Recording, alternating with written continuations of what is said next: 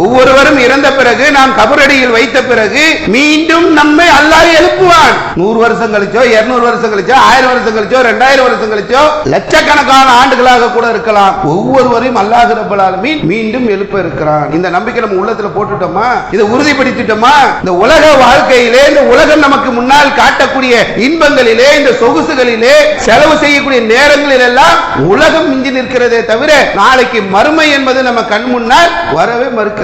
அப்ப ரப்பல் ஆலமீன் இந்த உலகத்தை எப்படி படைச்சிருக்கிறான், நம்ம வாழ்க்கை என்ன, நம்ம தூக்கம் என்ன, நம்ம மரணம் என்ன, எப்படிப்பட்ட நிலையில நம்ம வாழ்றோன்றது புரியணுமா இல்லையா? நம்ம நாளைக்கு மறுமையில போய் நிற்கின்ற போது நடக்கக்கூடிய அவ்வளவு சம்பவங்களையும் திருமறை குர்ஆன் நீங்க படிங்க. உள்ளத்துல உள்ள எல்லா கசடுகளையும் நீக்கி விடும். சாப்பிடறதுக்கு என்ன கிடைக்கும், குடிக்கிறதுக்கு என்ன கிடைக்கும், மறுமையில என்ன நிலை அடைவோம், நரகம் எப்படி இருக்கும், சொர்க்கம் எப்படி இருக்கும், அங்க இருக்கக்கூடிய இன்பங்கள் என்ன, அங்க கிடைக்கக்கூடிய கஷ்டங்கள் என்ன, பட்டியல் போட்டுக்கிட்டே இருக்கிறது குர்ஆன். என்னுடைய வாழ்க்கையில், என்னுடைய செயல்பாட்டில், என்னுடைய நடவடிக்கையில் நான் நாளைக்கு மறுமையை போய் சந்திக்கக்கூடிய ஒரு நிலை இருக்கிறது என்ற அந்த எண்ணம் நமக்கு வந்து விட்டதா, நம்முடைய செயல்கள் மாறிவிட்டதா என்பதுதான் நம்ம முன்னாடி இருக்கக்கூடிய ஒரு முக்கியமான ஒரு கேள்வி. அன்பிற்குரிய சகோதரர்களே, சகோதரிகளே, அல்லாஹ் ரப்பல் ஆலமீன் நம் மீது கடமையாக்கியிருக்கக்கூடிய ஜும்மா எனும் இறைவணக்கத்தை நிறைவு செய்வதற்காக நாம் எல்லாம் ஒன்று கூடியிருக்கிறோம்.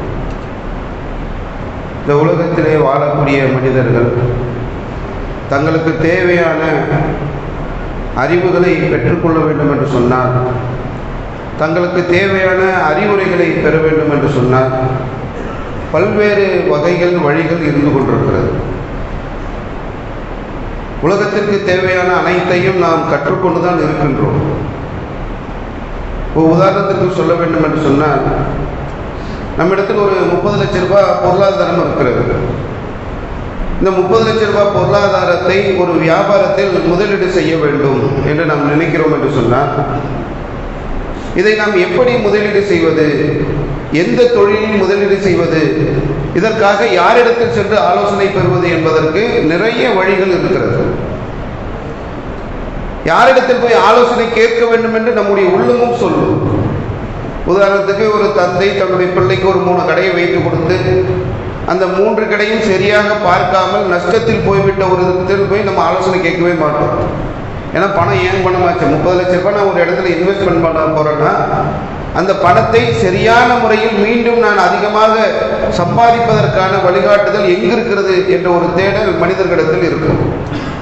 இப்படி ஒவ்வொரு துறை சார்ந்து நாம் எடுத்து பார்த்தாலும், உதாரணத்திற்கு பிள்ளைகளை ஒரு பள்ளிக்கூடத்தில் சேர்க்க போகிறோம், நம்முடைய பிள்ளைகளை ஒரு கல்லூரியில் சேர்க்க போகிறோம், அடுத்த தலைமுறை எப்படி படிக்க வேண்டும் என்ற அந்த அக்கறையில் நாம் பலரை அணுகுவோம். என்ன படிக்க வைக்கிறது என் பிள்ளைய, இந்த கல்லூரியில் இந்த கோர்ஸை நான் எடுத்தேன் என்று சொன்னால் அது என் பிள்ளையுடைய எதிர்காலத்துக்கு நன்றாக இருக்குமா என்று அது சார்ந்த அறிவுள்ளவர்களை நாம் தேடி அதற்கான ஆலோசனைகளை நாம் பெறுகின்றோம். ஒவ்வொரு விஷயத்திற்கும் ஒரு மருத்துவம் என்று சொன்னால் இன்னைக்கு எல்லாம் உடல்ல இருக்கக்கூடிய ஒவ்வொரு பாகத்தையும் பிரித்து போட்டாங்க. கண்ணுக்கு தனியாக டாக்டர், பல்லுக்கு தனியாக டாக்டர், காதுக்கு தனியாக டாக்டர், உடலில் உள்ள ஒவ்வொரு விஷயங்களுக்கும் ஒவ்வொரு மருத்துவரை அணுகி நாம் ஆலோசனைகளை பெற்றுக்கொண்டே இருக்கின்றோம். இப்படி உலகத்தில் எதை எடுத்தாலும் ஒரு மனிதனுக்கு தேவையான ஆலோசனைகளை வழங்கக்கூடியவர்கள் நிறைய மனிதர்கள் இன்று மலிந்து கிடக்கிறார்கள். இப்படிப்பட்ட இந்த சூழ்நிலையில முஸ்லிம்களாக இருக்கக்கூடிய நம்முடைய அடிப்படை நம்பிக்கை ஒன்று, இந்த உலகத்தில் வாழக்கூடிய நாம் ஒரு நாள் மரணித்து விடுவோம், மரணித்த பிறகு நிச்சயமாக ஒரு வாழ்க்கை இருக்கிறது என்ற ஒரு நம்பிக்கையை நினைத்துத்தான் நாம் அனைவரும் இந்த உலகத்தில் வாழ்ந்து கொண்டிருக்கிறோம். இது குறித்து நாம் தெரிந்து கொள்ள வேண்டும். இந்த உலக வாழ்க்கை எப்படிப்பட்டது, இந்த உலக வாழ்க்கையுடைய நிலை என்ன, மறுமையை குறித்த சிந்தனைகளை நாம் அதிகப்படுத்திக் கொள்ள வேண்டும் என்பதற்காக ஏதாவது ஒரு அறிவு ஜீவி கிட்ட போய், நல்ல படித்த ஒரு பண்டிதரிடத்தில் போய், நல்ல ஒரு சாப்ட்வேர் இன்ஜினியர் கிட்ட போய், நிறைய 1000 பேரை வைத்து வேலை வாங்கக்கூடிய ஒரு முதலாளி இடத்தில் போய், ஒரு ஆட்சியாளரிடம் போய், ஒரு ஆட்சி தலைவரிடம் போய், மிகப்பெரிய அளவுக்கான பொருளாதார வல்லுநர்களிடம் போய் நாம் கேட்டு தெரிந்து கொள்ள முடியுமா? இந்த உலகம்னா என்னங்க, உலகத்துல என்னங்க செய்யணும், உலகத்துல எப்படி வாழ்ந்தா நம்ம மறுமையில் வெற்றி அடைய முடியும் என்ற அந்த கேள்வியை நாம் போய் கேட்க போனோம் என்று சொன்னால் நம்ம தோத்து போயிடுவோம். எல்லோருமே இஸ்லாம் சொல்லக்கூடிய அடிப்படை சித்தாந்தத்திற்கு மாற்றமான கருத்துக்களை சொல்லிக் கொண்டிருக்கின்றார்கள். இந்த உலகத்தை பற்றிய அந்த சிந்தனைகளை சொல்கின்ற போது, ஏன்னா நமக்கு அதனால தான் இதை போய் நம்ம கரெக்டான இடத்துல நம்ம போய் கேட்க போய் அந்த பதில் நமக்கு கிடைத்து விட்டது என்று சொன்னால், இந்த அற்பமான அழிந்து போகக்கூடிய வீணாக இருக்கக்கூடிய இந்த விளையாட்டாக இருக்கக்கூடிய இந்த உலக வாழ்க்கையின் மீது நம்முடைய மோகம் அதிகமாக இருக்கவே இருக்காது. வந்திருக்கக்கூடிய நம்மிலே நாம் நம்முடைய உள்ளத்தை தொட்டு இன்றைய தினம் நான் காலையிலிருந்து இதுவரைக்கும் நான் செய்த வேலைகளில் இந்த உலகத்திற்காக செய்த வேலைகள் என்ன, நான் இறந்து விட்ட பிறகு எனக்கு மறுமை என்று ஒன்று இருக்கிறது, அதற்காக நான் செய்தது என்ன என்பதை நம்ம உள்ளத்தில் தொட்டு கேட்டு பார்க்கலாமா? ஒரு வார காலம் போன ஜும்மாவிலிருந்து இந்த ஜும்மா வரைக்கும் என்னுடைய இந்த ஒரு வார காலங்களில் நான் இந்த உலக வாழ்க்கைக்காக செய்தது என்ன, என்னுடைய மறுமை வாழ்க்கைக்காக செய்தது என்ன என்பதை நம்ம கேட்டு பார்க்க முடியுமா? இப்போ நாம் ஒரு விஷயத்தை நம்பிக்கை கொண்டிருக்கிறோம், அந்த நம்பிக்கையை வலுப்படுத்தக்கூடிய ஒரு விஷயத்தை இந்த உலகத்தில் யாரிடத்திலாவது நாம் போய் கேட்க வேண்டும் என்று சொன்னால், எவ்வளவு பெரிய சயின்டிஸ்டா இருந்தாலும் சரி, எவ்வளவு பெரிய அறிவியலாளராக இருந்தாலும் இஸ்லாம் சொல்லக்கூடிய அடிப்படைகளுக்கு மாற்றமான கருத்துக்களை சொல்லக்கூடிய ஒரு நிலையை நம்ம பார்க்கிறோம். இப்போ எங்க படிக்கிறது, எங்க தெரிஞ்சுக்கிறது? அல்லாஹ் ரப்பல் ஆலமீன் ஒரு அற்புதமான பொக்கிஷமாக நமக்கு திருமறை குர்ஆனை கொடுத்திருக்கின்றார். இந்த திருமறை குர்ஆன் மீண்டும் மீண்டும் நம்முடைய உள்ளத்தில் இருக்கக்கூடிய கசடுகளை எல்லாம் அகற்றக்கூடிய, நம்முடைய உள்ளத்தில் உள்ள அழுக்குகளை எல்லாம் அகற்றக்கூடிய அருமருந்தாக நிறைய விஷயங்களை நமக்கு திருமறை குர்ஆன் திரும்ப திரும்ப சொல்லி தந்து கொண்டு இருக்கின்றது. அதில் அல்லாஹ் ரப்பல் ஆலமீன் 1400 ஆண்டுகளுக்கு முன்பாக மனிதர்கள் எதை கேட்டார்களோ அதைத்தான் இன்னைக்கு அறிவுஜீவியும் கேட்டுட்டு இருக்கிறான். அந்த விஷயங்களை திருமறை குர்ஆனிலே நமக்கு அல்லாஹ் ரப்பல் ஆலமீன் சொல்லி தருகின்றான். வகாலு, அந்த மனிதர்கள் கேட்கிறார்கள், நாங்கள் இறந்து விட்ட பிறகு, நாங்கள் எலும்புகளாக மாறிவிட்ட பிறகு, அதுவும் மக்கி போய் விட்ட பிறகு மீண்டும் நாங்கள் புதிய படைப்பாக எழுப்பப்படுவோமா? மனிதன் கேட்கிறார், எப்ப நான் இறந்துட்டேன், இறந்ததுக்கு அப்புறம் என்ன போய் கபர்குழியில வைத்து அடக்கம் செய்து விட்டீர்கள், அடக்கம் செய்த பிறகு ஒரு காலகட்டத்தில் அந்த உடல் என்பது மாறி எலும்பாக மாறிவிடுகிறது. இன்னும் காலகட்டங்களை தாண்டிய பிறகு அந்த எலும்பு கூட மக்கி போய் விடக்கூடிய ஒரு சூழ்நிலையில் இருக்கிறது. ஒன்றுமே இல்லாமல் அழிந்து விடக்கூடிய இந்த உடல், இந்த சரீரம் மீண்டும் புதிய படைப்பாக எழுப்பப்படுமா என்ற கேள்வியை மனிதர்கள் கேட்கிறார்கள் என்று அல்லாஹ் ரப்பல் ஆலமீன் 1400 ஆண்டுகளுக்கு முன்பாக கேட்ட அதே கேள்வியை இன்றும் மனித சமுதாயத்தின் முன்னால் வைக்கின்றார். இப்போ அந்த நம்பிக்கையில தான் மனிதர்கள் பெரும்பாலான மக்கள் வாழ்ந்து கொண்டிருக்கிறார்கள். உலகத்தில் வாழணும், இறந்து போயிட்டோம், மக்கி போன எலும்பா போனதுக்கு அப்புறம் நம்ம வாழ்க்கை முடிஞ்சு போயிருச்சு, அவ்வளவுதான் கலாஸ், அவ்வளவுதான் லாஸ்ட், அதோட பினிஷ் ஆயிருது வாழ்க்கை அப்படின்ற மாதிரி நினைத்து கொண்டிருக்கிறாங்க. இன்னொரு இடத்துல அல்லாஹ் ரப்பல் ஆலமீன் சொல்லும் போது மனிதன் சொல்கின்றான், நம்ம எலும்புகளாக ஆகிவிட்ட பிறகு நம்மை யார் என்ன செய்ய முடியும் என்று இருமாப்பாக்க கேட்கின்றான். அல்லாஹ் ரப்பல் ஆலமீன் சொல்கின்றான், பலா, கிடையாது, மீண்டும் நாம் உங்களை எழுப்புவோம். அல்லாஹ் ரப்பல் ஆலமீன் தான் படைச்சவன், அவன் தான் எழுப்ப போறான். சும்மா சொல்லிட்டு போயிடலாம், எப்ப நீ மௌத்தா போனீங்கன்னா எழுப்புவோம்பா போப்பான்னு அனுப்பிடலாம். ரப்பல் ஆலமீன் என்ன செய்கிறார் என்று சொன்னால், வார்த்தைகளை கொஞ்சம் கவனிக்கணும். சும்மா சொல்லல அல்லாஹ் ரப்பல் ஆலமீன், எப்படி சொல்கின்றான் என்று சொன்னால், மீண்டும் நான் உங்களை எழுப்புகின்ற போது எப்படி எழுப்புவேன் என்று சொன்னால், உங்கள் விரல் நுனிகள் இருக்குல்ல, இதை எப்படி நான் வித்தியாசமாக படைத்து இருக்கிறேனோ அந்த வித்தியாசத்தோடு எழுப்புவேன் என்று சொல்கின்றான். இன்னைக்கு உலகத்தில் 822 கோடி பேர் இருக்கிறாங்க. இந்தியாவில் இவ்வளவு பேர், சைனாவில் இவ்வளவு பேர், பாகிஸ்தானில் இவ்வளவு பேர், ஆப்கானிஸ்தான் இவ்வளவு பேர், ஒரு பட்டியல் போடுறாங்க. 822 கோடி பேர் இன்னைக்கு உலகத்தில் இருக்கக்கூடியதுல என்னுடைய இந்த விரல் நுனி உலகத்தில் உள்ள யாருக்கும் பொருந்தாது. இந்த சுண்ட விரல் நுனி ஏன் 9 விரலுக்கு பொருந்து? நீ 8220 கோடி மாடல் இந்த விரல் நுனி, இந்த சுண்ட விரலே நம்ம எப்படி சொல்றோம்? சுண்ட விரல், இந்த சுண்ட விரலுடைய நுனியை பேசுகின்றேன். இந்த சுண்ட விரல் நுனி மாதிரி இன்னைக்கு கரண்ட்ல இன்றைக்கு 8220 கோடி மாடல் இருக்கிறது. ஆதம் அலைஹிஸ்ஸலாம் காலத்திலிருந்து இன்று வரை, இன்றிலிருந்து கியாம நாள் வரைக்கும் வரக்கூடிய எந்த மனிதருக்கும் என்னுடைய விரல் நுனி பொருந்தாது. இது இந்த குர்ஆன்ல வரக்கூடிய இந்த வசனத்துடைய இந்த நுணுக்கம் புரியுதா? இந்த நுனியில என்ன இருக்கு நீங்களே கொஞ்சம் யோசிச்சு பாருங்க, ஒரு 10 நிமிஷம். என்னப்பா இருக்கு இந்த விரல் நுனியில? இத்தனை கோடி கோடி கோடி மாடல்களை இதுக்குள்ள வைக்க முடியுமா?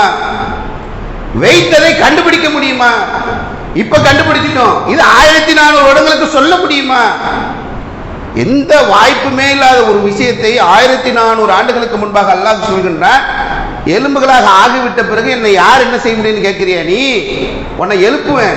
எப்படி எழுப்புவேன்னா, உன் படைப்புல நிறைய அற்புதங்களை, அத்தாட்சிகளை உள்ளே வைத்திருக்கக்கூடிய நான் உன்னுடைய விரல் நுனிகளை வித்தியாசமாக ஆக்கி வைத்திருக்கிறேன், அந்த வித்தியாசத்தோடு எழுப்புவேன் என்று அல்லாஹ் ரப்பல் ஆலமீன் சொல்லி தருகிறான். இது நம்ம உள்ளத்துல எங்கேயாவது ஒரு இடத்துல நம்ம மண்ணோட மண்ணா வகி போயிருவோன்ற அந்த நம்பிக்கை இருந்ததுன்னா அதை தூக்கி வீசிடணும். கட்டாயமாக ரப்பல் ஆலமீன் நம்மை எழுப்புவான். நிச்சயமாக ஒவ்வொரு மனிதர்களும், முஸ்லிமில் மட்டும் கிடையாது, எந்த சித்தாந்தத்தை சார்ந்தவர்களாக இருந்தாலும் கட்டாயமாக அவர்கள் எழுப்பப்படுவார்கள் என்பதை அல்லாஹ் ரப்பல் ஆலமீன் சொல்லித் தருகிறார். இன்னொரு இடத்துல சொல்லும்போது அல்லாஹ் ரப்பல் ஆலமீன் சொல்றான், நீ இந்த படைப்பில்லை, இந்த எலும்பாயிருவேன், மக்கி போயிருவேன், இப்படி எல்லாம் பேசுறதில்லை, தள்ளி அல்லாஹ் ரப்பல் ஆலமீன் சொல்றான், நீங்க கல்லாகவோ அல்லது இரும்பாகவோ மாறிக்கொள்ளுங்கள். எலும்பு என்னப்பா, மக்கி போனது என்னப்பா, நீ நல்ல பாறை மாதிரி மாறிக்க, மலை மாதிரி மாறிக்க, இல்ல இரும்பு மாதிரி மாறிக்கொள். இல்ல உனக்கு எது பெரிய மெட்டீரியல் நினைக்கிறியோ, எது கடினமானதுன்னு நினைக்கிறியோ அப்படி கூட நீ மாறிக்க. நீ சொல்றான்ல இந்த டைட்டேனியம்ன்றான், தங்கனியம்ன்றான், என்னவோ மெட்டல்ஸ் சொல்றாங்கல்ல, இரும்பை விட கனமான பொருட்கள்னு ஒரு பெரிய பட்டியல் போடுறாங்க. எதை வேணாலும் மாறிக்க, மீண்டும் உங்களை நான் எழுப்புவேன். மாறுறதுக்கு வாய்ப்பெல்லாம் கிடையாது. இரும்பா மாற முடியுமா மனுஷனால? இரும்பாக மாறக்கூடிய ஆற்றல் மனிதனுக்கு இருக்கிறதா? மக்கி போன எலும்பை விட ஒரு ஸ்ட்ராங்கான ஒரு மெட்டீரியலாக மாறக்கூடிய ஆற்றல் உனக்கு இருக்கிறதா? இருந்த மாறிக்க.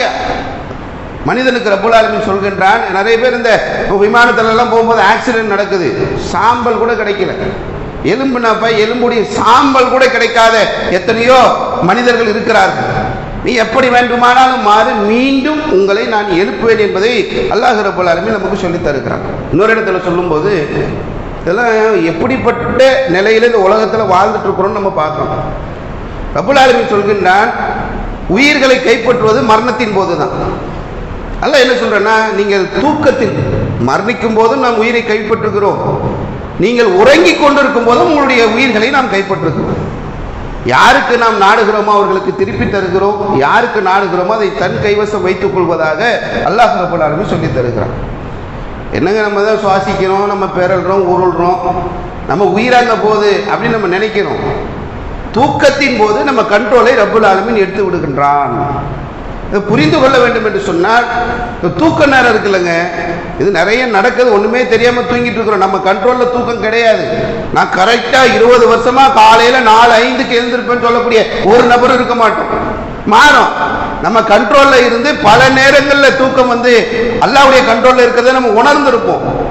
அல்லாஹ்வுடைய கண்ட்ரோல்ல இருக்கக்கூடிய இந்த உறக்க நேரம் என்பது நம்முடைய உயிர் திரும்ப வருமா திரும்ப போகுமா என்பதை சிந்திக்க வேண்டிய ஒரு தருணம்.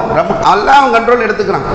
யாருக்கு நாடுறானோ திருப்பி தருவான், யாருக்கு நாடுறானோ தன் கைவசம் வைத்துக் கொள்வதாக அல்லாஹ் ரப்பல் ஆலமீன் சொல்லி தருகிறான். எத்தனையோ சம்பவங்களை சொல்லலாம். ராத்திரி இங்கிருந்து கிளம்பி மறுநாள் வேறொரு ஊர்ல ஏதோ ஒரு சுப நிகழ்ச்சிக்கு நாங்கள் செல்ல போகிறோம் என்று கிளம்பி போகக்கூடிய மக்கள் இரவோடு இரவாக மரணித்த செய்திகள். எத்தனையோ கடற்கரை பகுதிகளில் சுனாமி வரக்கூடிய நேரத்தில் ராத்திரி போய் சென்று படுத்தவர்கள் காலை நேரத்தில் எழுந்திருக்காமல் அவர்கள் அந்த நீரோடு கரைந்து போன சடலங்களை நாம் கண் முன்னால் பார்த்திருப்போம். எத்தனையோ பகுதிகளில் பூகம்பம் என்று வருகிறது, இரவு நேரங்களில் ஆயிரக்கணக்கான மக்கள் எங்கு போனார்கள், எப்படி இருக்கிறார்கள், எங்கு சிக்கினார்கள், எப்படி மீட்பது என்று தெரியாத நிலைகளை நாம் சொல்லிக்கொண்டே இருக்கலாம். நம்ம திருச்சியில நடந்த ஒரு சம்பவம், ஒருவர் தேர்தலில் நிற்கிறார், போட்டியிடுகிறார், போட்டியிடுத்து வெற்றி பெறுகிறார், அவருக்கு அமைச்சர் பொறுப்பு வழங்கப்படுகிறது. அமைச்சர் பொறுப்பு வழங்கப்பட்ட பிறகு அமைச்சராக பதவியேற்பதற்காக திருச்சியிலிருந்து சென்னைக்கு செல்கிறார். தேர்தல் நேரங்களில், பிரச்சார நேரங்களில், அவர் வெற்றி பெற்ற நேரங்களில் என்ன நினைத்திருப்பார்? நாம் அமைச்சராக உலக வரப்போகிறோம், அமைச்சராக பதவியேற்க போகிறோம் என்ற சிந்தனையில் இங்கிருந்து சென்னைக்கு சென்றவர் சென்ற நேரங்களில் அவர் போய் சேரவில்லை என்ற செய்தி நமக்கு கிடைத்திருக்கும். இப்படி எத்தனையோ சம்பவங்கள்ல நம்ம எடுத்து பார்த்தோம் என்று சொன்னால், அல்லாஹ் ரப்பல் ஆலமீன் நாடினான் என்று சொன்னால் திருப்பி தருகிறான், இல்லை என்று சொன்னால் தன்னுடைய கைவசம் வைத்துக் கொள்ளக்கூடிய சூழலை நமக்கு அல்லாஹ் ரப்பல் ஆலமீன் சொல்லி தருகிறான். இது இப்ப இல்லைங்க, மனித சமுதாயம் படைக்கப்பட்ட காலத்தில் இருந்து இருக்கக்கூடிய ஒரு கேள்வி. இதற்கு சரியான பதிலை நாம் கண்டுபிடிக்க முடியாது. அல்லாஹ் ரப்பல் ஆலமீன் தான் சொல்றான், தூக்கத்துல உயிர் போதுன்றீங்க, வருதுன்றீங்க, தூக்கத்துல ஏதோ பார்த்தா ஒரு உயிர் போதுன்றீங்க, மரணிக்கும் போது ஒரு உயிர் போதுன்றீங்களே, என்ன அது யாருக்கா தெரியுமா? 1400 ஆண்டுகளுக்கு முன்பால் கேட்கப்பட்ட கேள்வி. நபியே ரூஹை பற்றி உன்னிடத்தில் கேட்கிறார்கள். எனவே எந்த மருத்துவரை விஞ்ஞானியை கூப்பிட்டு என்னப்பா 70 வயசு ஒருத்தருக்கு நேற்று வரை என் கூட நடந்தார், நேற்று வரை என் கூட பேசினார், நேற்று வரையும் புத்தகம் படித்தார், நேற்று சுவாசித்தார், இன்னைக்கு போய் பார்க்கணும் ஒண்ணுமே இல்லாம படுத்து கிடக்கிறார், என்ன நடந்தது விளக்கம் சொல்லுவானா? சொல்லுவாங்க. சுவாசம் நின்று விட்டது, அவருடைய சிந்தனை நின்று விட்டது, அவருடைய நரம்பு மன்றங்கள் அந்த செயல்பாடை நிறுத்தி விட்டது. ஏன் நிறுத்திச்சு? தலை இருக்கிறது, கால் இருக்கிறது, கை இருக்கிறது, நுரையீரல் இருக்கிறது, கல்லீரல் இருக்கிறது, இதயம் இருக்கிறது, சிறுநீரகம் எல்லாம் உள்ள இருக்கு. எந்த பாத்தி இல்ல? ஏன்பா இன்னைக்கு செயல்படல? ஏன்பா சுவாசிக்கல? ஏன் பேசல? ஏன் சிந்திக்கல? ரூஹ் இல்ல. நம்பிக்கையின் அடிப்படையில் நம்ம சொல்ற ரூஹ் போயிருச்சு, உயிர் போயிருச்சுன்னு. என்ன போச்சு? பண்டிகை உடல்ல இருந்து போனது என்னப்பா? உன்னால பதில் சொல்ல முடியுமா? விஞ்ஞானத்தால பதில் சொல்ல முடியாது. அல்லாஹ் ரப்பல் ஆலமீன் சொல்கின்றான், வ யஸலுனக அனி ரூஹ், ரூஹ் என்றால் என்னவென்று கேட்கிறார்கள். குலி ரூஹு மின் அம்ரி ரப்பி, ரூஹ் என்பது என்னுடைய இறைவனுடைய வார்த்தை, என்னுடைய இறைவனுடைய ஆர்டர், என்னுடைய இறைவனுடைய கட்டளை. நமக்கு கொடுக்கப்பட்ட அறிவு என்பது குறைந்த அளவு தான். இந்த குறைந்த அறிவு தான் இன்னைக்கு வானுலகத்துக்கு போறோம், விண்ணுலகத்துக்கு போறோம், அந்த இதை கண்டுபிடிக்கிறோம், இந்த இதை கண்டுபிடிக்கிறோம். ஒரு மனிதனுடைய ஆர்கான்ஸை கொண்டு போய் இன்னொரு மனிதனுக்கு பொருத்தணும்.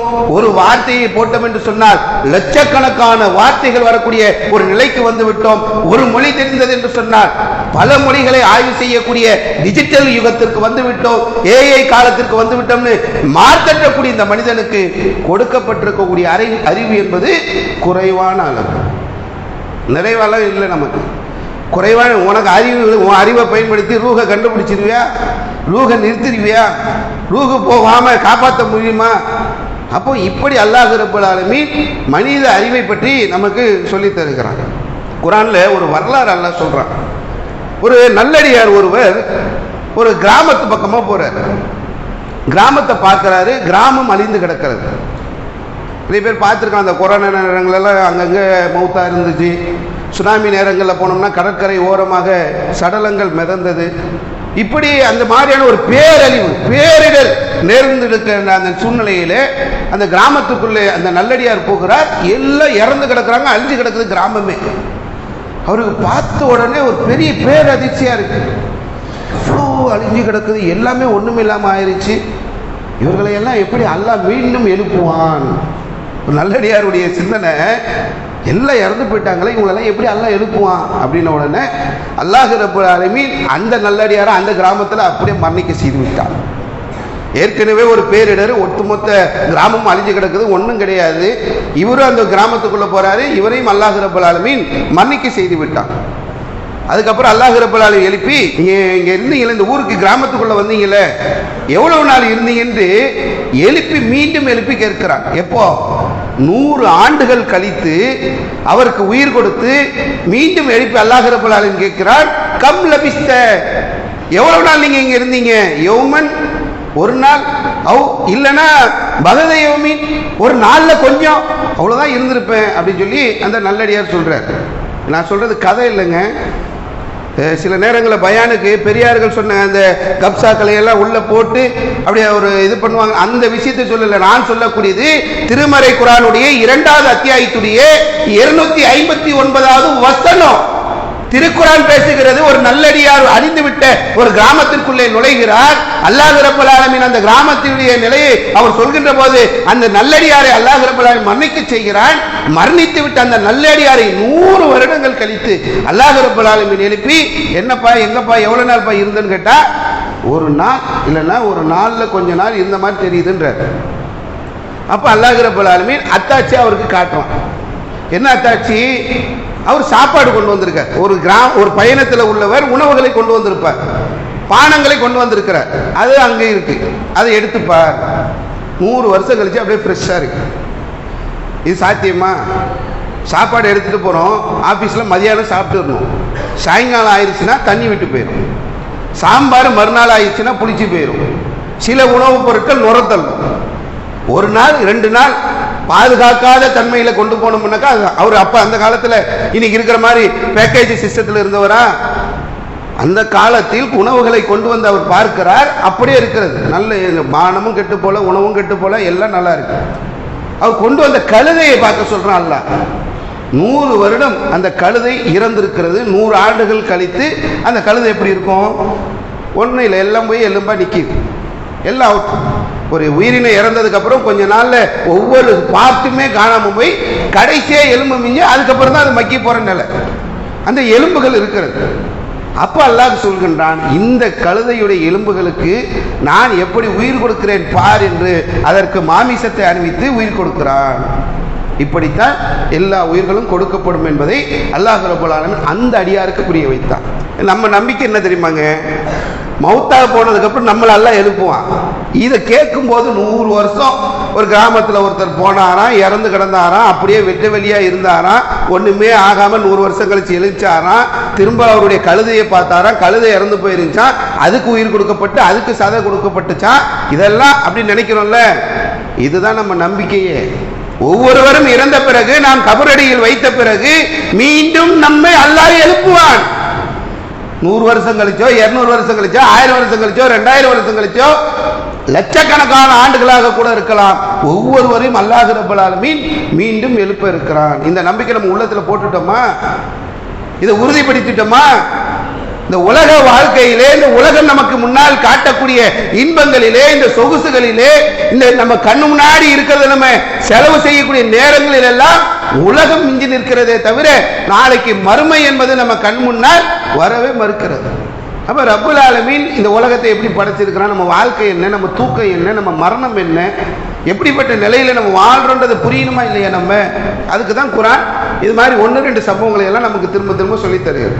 இன்னொரு இடத்துல அல்லாஹ் ரப்பல் ஆலமீன் சொல்லும்போது குகைவாசிகள் என்று சில இளைஞர்களை பற்றி சொல்கின்றான். அவங்க என்ன பண்றாங்க? ஒரு ஊர்ல ஏகத்துவத்தை தௌஹீத பிரச்சாரம் பண்றாங்க. ஒரு குறிப்பிட்ட ஸ்டேஜுக்கு அப்புறம் அவங்களால பிரச்சாரம் பண்ண முடியாத அளவுக்கு நெருக்கடிகளை சந்திக்கிறாங்க. அதற்கு பிறகு ஒரு குகையில தஞ்சம் புகுறாங்க. இது பெரிய வரலாறு. இந்த வரலாறுல அதை பற்றி மக்கள் பேசக்கூடியதும் திருமறை குர்ஆன் சொல்கிறது. நமக்கு மேட்ரு அது கிடையாது. மக்கள் எப்படி பேசுறாங்கன்னா 300 வருஷம், 309 வருஷம், 3 பேர் ஒரு நாய், 4 பேர் ஒரு நாய், 5 பேர் ஒரு நாய், அதையெல்லாம் அல்லாஹ் ரப்பல் ஆலமீன் கேட்கல. என்ன பண்ணாங்க? அங்க போய் ஒரு நீண்ட நெடிய நாட்கள் அங்கே அவர்கள் போய் உறங்கி இருக்கிறார்கள். அந்த சம்பவத்தை அல்லாஹ் குர்ஆன்ல சொல்லும்போது ஏந்திரிச்சு அவங்க சொல்றாங்களா, யார்கிட்ட வெள்ளி காசு இருக்கா, எடுத்துன்னு போய் கடைக்கு போய் சாப்பிட்றதுக்கு ஏதாவது வாங்கிட்டு வாங்க, நம்ம யாருன்னு சொல்லிடாதீங்க, திரும்ப அடிப்பானுங்க என்று சொல்லி அனுப்பி வைக்கிறாங்க. நீங்க கொஞ்சம் யோசிச்சு பாருங்க, ஒரு 300 வருஷம் நம்ம தூங்க முடியுமா? 300 வருஷம் கழிச்சு திருச்சி பாலக்கரையில நம்ம பார்க்க முடியுமா? இப்போ யாராவது நான் கற்பனையாவது பண்ண முடியுமா? இன்னொரு 20 வருஷம் கழிச்சு திருச்சி எப்படி இருக்கும்? ஒரு 100 வருஷம் கழிச்சு எப்படி இருக்கும்? 200 வருஷம் கழிச்சு இது சிங்கப்பூர் மாதிரி இருக்குமா, இல்ல சீனா மாதிரி இருக்குமா, இல்ல ஜப்பான் மாதிரி இருக்குமா? நம்ம ஊர்ல எங்கேயாவது மெட்ரோ இவ்வளவு வேகத்துல வருமா? 200 வருஷம் கழிச்சு என்ன ஏதாவது நம்மளால யோசிக்க முடியுமா? 300 வருடங்கள் கழித்து நம்ம யாராவது இங்க இருக்க போறோமா? யாருக்காவது உறுதி இருக்கா இங்க இருக்க யாருக்காவது? 300 ஆண்டுகள் கழித்து நம்முடைய ஊருடைய நிலைமை என்ன என்பதை எப்பயாவது உட்காந்து யோசிக்க செய்வோமாங்க? நம்ம ஒரு 300 வருஷம் கூட வாழ்றதுக்கான வாய்ப்பு இல்லாத ஒரு உலக வாழ்க்கையில அல்லாஹ் அவங்களுக்கு அந்த நிலையை கொடுத்தான். போய் வெளியே பார்க்குறாங்க, எல்லாம் மாறி போய் கிடக்குது. 300 வருஷன்றது ஒரு 5-6 தலைமுறை மாறிடும். அப்ப இப்படியான ஒரு நிலைகளை எல்லாம் அல்லாஹ் ரப்பல் ஆலமீன் திருமறை குர்ஆனிலே சொல்லி தருகிறாங்க. அவங்க கண்ணை திறந்தவர்களாக தூங்கினாங்க, அவங்க வலப்பக்கமா இடப்பக்கமா நம்ம பெருத்தி போட்டோம்னு நிறைய சம்பவங்களை அந்த குகை தோழருடைய வரலாறுல எல்லாம் நமக்கு சொல்றான். யதார்த்தமான உலக வாழ்க்கை என்பது என்ன? இதை நம்ம புரிந்து கொள்ள தவறிவிட்டோம் என்று சொன்னால் நிச்சயமா நமக்கு உலகம் பெருசா தெரியும். பெருசு, திருச்சியே பெருசு, தமிழ்நாடு பெருசு, இந்தியா பெருசு, ஆசியா கண்டம் பெருசு, இன்னும் இருக்கக்கூடிய வளர்ந்த நாடுகள்லாம் இருக்கு. எவ்வளவு பெரிய உலகம், எவ்வளவு சொகுசு, எவ்வளவு இன்பம், எவ்வளவு தேவை, அப்படி அப்படியே போயிட்டே இருக்கும். உலக வாழ்க்கை யதார்த்தத்தை திருமறை குர்ஆன் நமக்கு சொல்லித் தருகிறது. 10வது அத்தியாயத்துடைய 45வது வசனம். எல்லாருமே உலகத்தில் எவ்வளோ பெரிய சொகுசா வாழ்ந்தவன கூட எடுக்க நீங்க இன்னைக்கு வாழ்றாங்க, சொகுசா வாழ்றான். நம்ம நினைக்கிற உலகத்தில் நம்ம நிம்மதிக்காக, நம்ம சொகுசுக்காக நம்ம ஓடுறோம் நினைக்கிறோம். இது இல்லை சொகுசு. வாழ்க்கையில சொகுசே வாழ்க்கை என்று வாழக்கூடியவர்கள் இருக்கிறார்கள். 450 கோடி ரூபாய் ஒரு காரு, ஃபெராரி கார். நீங்க போய் இன்னைக்கு கூட பார்க்கலாம். 450 கோடி மொத்தமே சைஸே ஒரு 10க்கு 10க்குள்ள இருக்குமா ஒரு காரு? 450 கோடி ரூபாய் அதுல தூக்கி போடுற அளவுக்கு அதுல என்னப்பா இருக்கும்? எவ்வளவு தங்கத்தை தூக்கி போட்ட, எவ்வளவு வெள்ளியை தூக்கி போட்ட, என்னடா போட்ட உள்ள? பர்னிச்சருக்கு என்ன அவ்வளவு இலவம் பஞ்சிலே குவாலிட்டியான பஞ்சத்துக்கு உள்ள போட்டு என்ன போட்ட? ஏன் 450 கோடி 450 கோடி ரூபாய்க்கு ஒரு காரை உருவாக்கி வச்சிருக்கிறான். கேட்டா லக்ஸரி. அதுக்கு பேர் என்ன? சொகுசு கார். 450 கோடி ரூபாய் கார்ல வரவங்கள நம்ம உலகத்துல இப்படி வாழ்வா இருக்கிறான். 7000 கார் வச்சிருக்கிறார் புர்னி சுல்தான். 7000 கார் 7000 கார் ஒவ்வொரு நாள் நம்ம போய் பார்க்கறது கூட நமக்கு லைஃப் இருக்காது. 200 விமானம் வைத்திருக்கிறார். பெரிய பெரிய அரண்மனை வச்சிருக்கிறவங்க இருக்கிறான். வரலாறுகள் உலகம் நிறைய போகுதுன்னு வைங்களேன். எல்லாருமே ஒரு நாள் மறுமையில மகசர் மைதானத்தில் நிற்போம்ல. அதைத்தான் அல்லாஹ் 10வது அத்தியாயத்துடைய 45வது வசனத்துல நமக்கு சொல்றான். பெரிய பணக்காரன், சொகுசு சொகுசா உலகத்துல வாழ்ந்தவன், ஒவ்வொரு அணுவா வாழ்க்கையை ரசிச்சவன் எல்லாம் மகசர்ல நிற்பான். எப்பா உலகத்துல எவ்வளவு நாள்பா இருந்தீங்க அப்படின்னு ஒவ்வொருத்தருக்கும் என்னடா இப்படி இவ்வளவு நிலையில வந்து மாட்டிக்கிட்டமேன்னு ஒவ்வொருத்தரும் புலம்புவான்ல. அந்த நாள்ல மனுஷன் சொல்லுவானா, பகல் ஒட்டுமொத்த அவனுடைய 60, 70, 80, 100 வருஷ வாழ்க்கையை தூக்கி முன்னாடி போட்டு எவ்வளவு நாள் தான் உலகத்துல இருந்த ஒரு பகல் ஒரு 24 மணி நேரத்துல கூட எடுக்காம பாதியா பிரிச்சிடுறாங்க. 12 மணி நேரம் 6 to 6 கழிச்சுட்டான். ராத்திரி 6 மணில இருந்து மறுநாள் காலை 6 மணி வரைக்கும் தூக்கிட்டு மொத்த பகல் 12 மணி நேரத்தை தூக்கி வச்சு ஒரு பகல். பகல் கூட கிடையாது, பகலில் ஒரு ஓரம். மொத்த டோட்டல் வாழ்க்கையே 1 மணி நேரம் இல்ல 2 மணி நேரம், அவ்வளவுதான் முடிச்சிட்டான். எல்லா மனிதர்களும் பேசக்கூடிய டாபிக் தான். எதுக்கு ஓடுறோம், எதுக்கு ஆடுறோம், எதுக்கு இவ்வளவு திமிரு, எவ்வளவு ஆணவம், எவ்வளவு அகம்பாவம், மார்க்க விஷயங்கள்னு சொன்னாக்கா போடான்ட்டு போறதும். இந்த உலகத்துல நம்முடைய நிலைகளை எல்லாம் கொஞ்சம் யோசிச்சு பாருங்களேன். எவ்வளவு நாள் வாழ போற இந்த உலகத்துல? பெரிய பெரிய எவ்வளவு பெரிய ஆளானா இருக்கட்டுமே, எவ்வளவு நாள் வாழ்ந்தாருன்னு மறுமையில போய் சொல்லுவாரு. அற்பமா ஒரு பகல் கூட இல்லைங்க. பகலில் உள்ள ஒரு ஓரம் அளவுக்கு இந்த வாழ்ந்த இந்த வாழ்க்கைக்காக நண்பர்களிடம் சண்டை, உறவுகளிடம் சண்டை, கொள்கையில் அவ்வளோ பிரச்சனை, கொள்கையை கடைபிடிக்க மாட்டேன், வணக்க வழிபாடுகளில் ஈடுபட மாட்டேன், மார்க்கத்தை கடைபிடிக்க மாட்டேன், மார்க்கம் சொல்றதுல இது பண்ண மாட்டேன், ஆடம்பர திருமணம் தான் செய்வேன், அதைத்தான் பண்ணுவேன், இப்படித்தான் வாழுவேன் என்று நமக்குள்ள அவ்வளவு இருமாப்பகல். நாளைக்கு மறுமையில் போய் நிற்கின்ற போது நடக்கக்கூடிய அவ்வளவு சம்பவங்களையும் திருமறை குர்ஆன் நீங்க படிங்க. உள்ளத்தில் உள்ள எல்லா கசடுகளையும் நீக்கி விடும். சாப்பிட்றதுக்கு என்ன கிடைக்கும், குடிக்கிறதுக்கு என்ன கிடைக்கும், மறுமையில என்ன நிலை அடைவோம், நரகம் எப்படி இருக்கும், சொர்க்கம் எப்படி இருக்கும், அங்க இருக்கக்கூடிய இன்பங்கள் என்ன, அங்க கிடைக்கக்கூடிய கஷ்டங்கள் என்ன, பட்டியல் போட்டுக்கிட்டே இருக்கிறது குர்ஆன். அவ்வளவு பெரிய அற்புதமான வேதத்தை நம்ம கையில் வைத்துக் கொண்டு தான் நம்ம உள்ளத்துல வந்து அந்த மறுமை என்ற அந்த உண்மையான அந்த சிந்தனை உள்ள வந்து உட்காரவே மாட்டேங்குது. எனக்கு மறுமை சிந்தனை வாயில பேசுறது இல்லை, செயல்பாட்டில் வந்துருச்சு. அது வாயில தான் நம்ம நிறைய பேசுவோமே. நம்ம நம்பிக்கையே வந்து நாளைக்கு மறுமை என்று அந்த சிந்தனையில் உள்ள நம்ம நிறைய பேசிடலாம். என்னுடைய வாழ்க்கையில், என்னுடைய செயல்பாட்டில், என்னுடைய நடவடிக்கையில் நான் நாளைக்கு மறுமையை போய் சந்திக்கக்கூடிய ஒரு நிலை இருக்கிறது என்ற அந்த எண்ணம் நமக்கு வந்து விட்டதா, நம்முடைய செயல்கள் மாறிவிட்டதா என்பதுதான் நம்ம முன்னாடி இருக்கக்கூடிய ஒரு முக்கியமான ஒரு கேள்வி. எத்தனையோ நேரங்களில் நம்ம கேட்கணும். நான் வந்து உங்களுக்கு எடுத்து சொன்னதில் கூட குறை வச்சிருக்கலாம். மறுமைய விஷயத்தை நான் வந்து ஒரு 1/2 மணி நேரத்தில் உங்களுக்கு சொல்லி புரிய வச்சிடக்கூடிய நிலை இருக்குமானா இருக்காது. அதுக்காக நம்ம வாழ்க்கையை மாற்றாமல் இருக்கலாமா? நம்முடைய செயல்பாடுகளை மாறாமல் இருக்கலாமா? நம்ம செய்ய வேண்டிய விஷயங்கள் இந்த உலகத்தில் மட்டும்தான். மறுமையில போய் ஒரு 10 பைசா ஒன்றுமே பண்ண முடியும். 10 பைசா கூட எவ்வளவு பெரிய கோடீஸ்வரனா கூட இருக்கட்டுங்க. அதான் கேட்பான், நான் ஒரு மனுஷனை கூப்பிட்டு, இந்த நரகத்திலேருந்து நீ வெளியே போகிறதுக்கு பூமி அளவுக்கு நான் உனக்கு தங்கம் தரேன், நீ தயாரா இருக்கிறியான்னு கேட்பானா.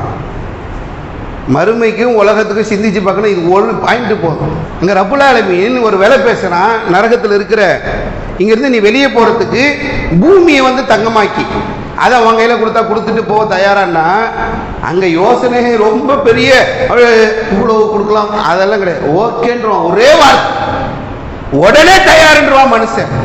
பெரிய அளவுக்குலாம் யோசனை எல்லாம் கிடையாது. ஏன்னா இங்க அது என்ன பயன் தர போகுது? பூமி அளவுக்கு தங்கம் வச்சிருந்தா நான் என்ன பண்ண போறேன் நரகத்துல? அதை கொடுத்துட்டு நான் சொர்க்கத்துக்கு போறதை விட எனக்கு என்ன, அதை விட வேற என்ன இன்பம் என்று மனிதன் வெளியே முயற்சிப்பான். நீ பூமி அளவுக்கு தங்கம் சாத்தியமா? நம்ம இந்த எதிர்கள் நம்ம மர்க்கஸ் இப்போ பள்ளிவாசல் இருக்கோம்ல, இது அளவுக்கு தங்கம் வேணும். கொஞ்சம் கற்பனை பண்ணி பாருங்களேன், எவ்வளவு உள்ள வந்து இரும்பு கம்பிகளை உள்ளே போட்டிருப்பாங்க, எத்தனை டன்னு போட்டிருப்பாங்க இங்கே தலைமைக்க. இங்கே இருக்கக்கூடிய கார்பெண்டர் ஒர்க் எவ்வளோ நடந்திருக்கும், எவ்வளோ டைல்ஸுடைய எவ்வளோ எடை எவ்வளோ இருக்கும், இங்கே போட்ட சிமெண்ட் மூட்டைகள், இங்கேருந்து வந்த டிப்பர் லாரி மண்ணுகள், இதெல்லாம் கண்டுனா 1000 கிலோ வரும். இதையே தங்கமாக மாற்றி கொடுக்கறதுக்கு வாய்ப்பு இருக்கா? நமக்கு வாய்ப்பே கிடையாது. அவ்வளோ பெரிய கோடீஸ்வரனா நம்ம இங்கே யாரும் இருக்க மாட்டேங்க நான் நம்புகிறேன். அதையே முடியாதுன்னா பூமியை தங்கமாக்கி கொடுக்குற வாய்ப்பெல்லாம் இருக்குமா? கொஞ்சம் இதை நம்ம புரிந்து கொண்டோம் என்று சொன்னால் அந்த உலக வாழ்க்கை என்பது ஒன்றுமே கிடையாது, மர்ம தான் எல்லாமே. அப்போ அந்த மறுமை என்று சொல்லக்கூடிய அந்த சிந்தனையை, அந்த சித்தாந்தத்தை விதைக்கக்கூடிய நிறைய விஷயங்களை திருமறை குரானும் அல்லாஹ்வுடைய தூதரும் நமக்கு சொல்லித் தருகிறார்கள். அந்த அற்புதமான அந்த சித்தாந்தத்தை நீங்கள் உலகத்தில் இருக்கக்கூடிய எங்கே போனாலும் நமக்கு அப்படிப்பட்ட அறிவு கிடைக்காது. நம்ம வியாபாரத்தில் போய் ஈடுபடும் போதும், உலக விஷயங்களில் ஈடுபடும் போதும் உலக இன்பங்கள் தான் நமக்கு முன்னிறுத்தி நம்மை அதை அழைத்து செல்லக்கூடிய ஒரு சூழல் இருக்குமே தவிர, அதன் பக்கமே நாம் போகக்கூடிய ஒரு நிலை ஏற்பட்டு விடுமே தவிர மறுமை சிந்தனை நமக்கு ஏற்படும். இப்போ மறுமை சிந்தனை ஏற்படுத்தக்கூடிய இந்த திருமறை குரானின் பக்கம் மீளக்கூடியவர்களாக, அவருடைய போதனைகளை கேட்டு மறுமை சிந்தனை அதிகப்படுத்தக்கூடிய நன்மக்களாக அல்லாஹ் நம்மை ஆக்க வேண்டும் என்று கூறி முடிக்கின்றேன். வாக்குதாவான நண்பரே. அல்லாஹு அக்பர், அல்லாஹு அக்பர்.